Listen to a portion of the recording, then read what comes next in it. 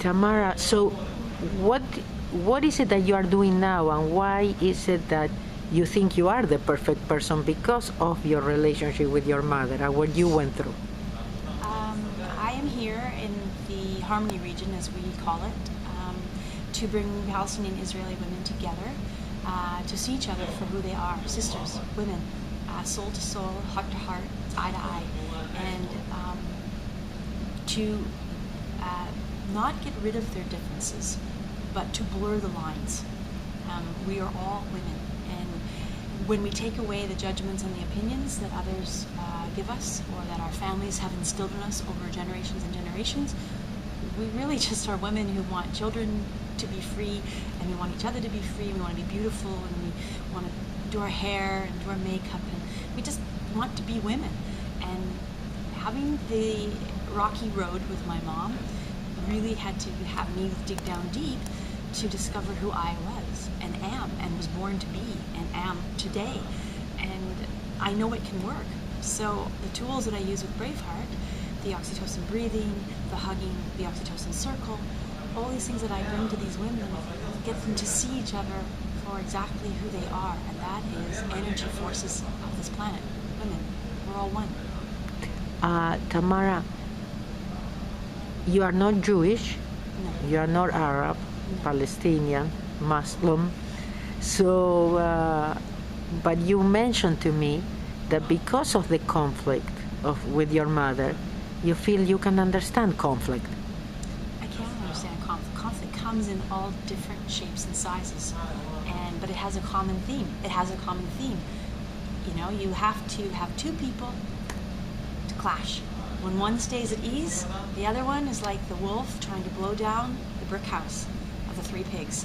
You can't, because you're stable, you're secure, and that way, by bringing the tools of ease to these women, there is no conflict anymore.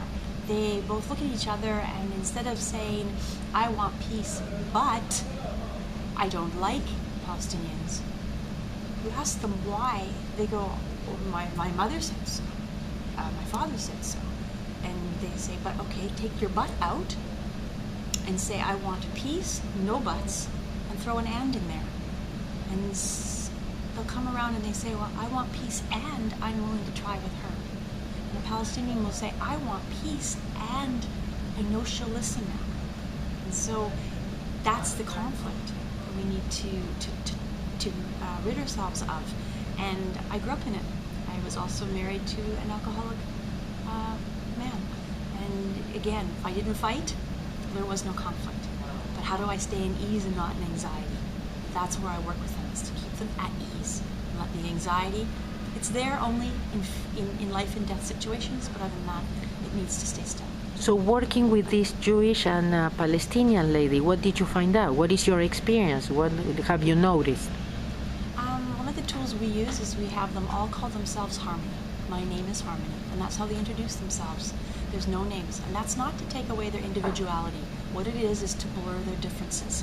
And so they spend the day talking to each other as Harmony, and when it's time for lunch, and they realize they want to introduce their real name, and it sounds Israeli, or it sounds Arabic, or it has a Muslim background to it, they've already gotten to know each other so well and had such a great time sharing stories, laughing, dancing, getting rid of their butts, understanding that staying in ease does not create conflict, that the name just...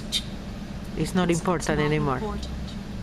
So they see somehow one of my experiences is we are all talking about the same thing, calling the different names, you know? Exactly. Or like you said, we are all looking for the same things. It's not the same thing. It starts within. It all starts within, but everybody in conflict wants to blame someone outside. You told me also that some women maybe are resistant to this, but then they end up coming back. Maybe they leave the first time and then they come back. They're a sister. If it's not for them at this moment, or these tools might scare them or inhibit them a bit, they can leave. They're still welcome. They can still keep in contact with me. They're still one of my sisters. And because I'm neutral, because I'm not Arab and I'm not Jewish, I'm able to be a bit naive. And that means I'm able to learn, absorb, and grow and accept them. You don't have these memories replaying, yes, That's of right. hatred. Or like you said, it comes from what we heard, what we were told, and what we decided to believe. And we want to stay faithful to people who tell us those things. Exactly. And we don't want to be different or pour, cut from a testament, or will. It was the same when my mother told me I was an awful person. I believed her. She's my mother. Yes. I had to get rid of the stories. I had Yes. to dig deep down and find me, the lovable one, the not so horrible person. I'm a great person. It Good. takes time, to do that and work. Good for you. You told me you are here, you don't have any special interest, personal interest. You're using your own money, yes, your retirement money, to sustain yourself during all this time. And I found that fascinating. Are you going through some fear sometimes? You thinking about I'm it? normal. I'm human. Every once in a while I go, what's going to happen to me after May 2014? How will at 53 years old, you're supposed to have a home, and you're supposed to have a car, and you're supposed to have, be getting into the retirement years of your career, or just starting something new, and, you... Or looking for a man that maintains you. yeah, or whatever, but it's, no, sometimes it does rear its ugly little head. Fear will come in the door, and what I do is I... Yeah, tell us what you do. I love your advices, yes. I welcome fear because it's there for a reason. It's to remind me of something, whether my life is at stake or whether I need to remember a tool or I need to learn a lesson. Take action, do something. Or take action. And so I welcome it, shake its hand it a coffee, a glass of wine, whatever I feel at the moment, and give it a book and say, go sit down.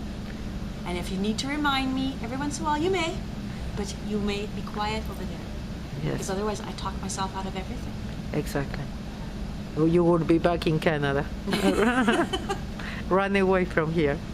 I never would have jumped off the mountain. And I never would have learned that tool.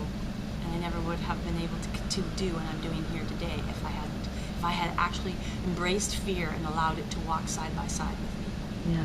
So something happens in our life at one point that you just cannot ignore it, or is a choice, yes, or a chance. You can ignore it. You can ignore it. You can let it pass you by. Yes. The most important thing is to open up. And the only way I could open up was to grant myself every morning permission to let go of my need for attachment to outcome. Yes. Okay. Well, I want to tell you that I admire you.